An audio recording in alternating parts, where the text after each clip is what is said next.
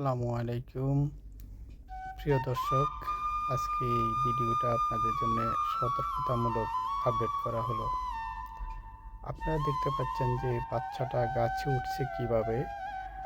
সে যে প্রাথমিক পর্যায়ে সে দড়িটা ধরেছে, যদি এরকম নরম কিছু হতো বা এটা যদি ছিঁড়ে যেত বা ছুটে যেত, তাহলে নিচে যে পাকার একটা কার্নিশ আছে, এই কার্নিশে তার মাথাটা অবশ্যই প্রথম হিট করতো। তো আপনারা সে বুঝতে পারে নাই, কিন্তু আপনাদের যাদের ছোট বাচ্চা আছে তাদেরকে সতর্কতামূলকভাবে তাদেরকে বলে দেওয়া উচিত, বলবেন যাতে করে ভবিষ্যতে এইভাবে আর কখনো গাছে না ওঠে। কারণ যে কোনো মুহূর্তে অল্প ভুলের জন্য তাদের বড় একটা অঘটন ঘটে যেতে পারে। কারণ তার মাথাটা নিচের দিকে ছিল, সে মাথাটা ওই যেভাবে ইয়ে হাতে যেভাবে দড়িতে লচকিয়ে উঠছিল সেভাবে দুর্ঘটনা ঘটতে পারত।